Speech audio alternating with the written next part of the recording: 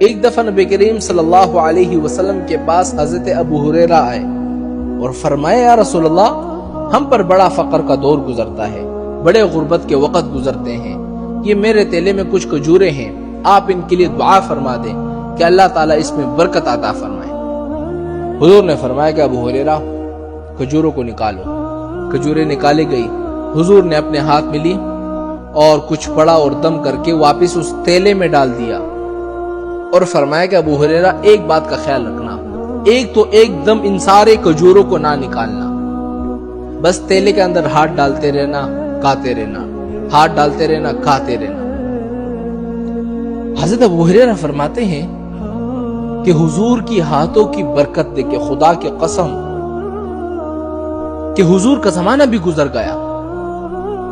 حضور اس دنیا سے تشریف لے کے جا چکے اور اس کے بعد حضرت ابو بکر کی دور خلافت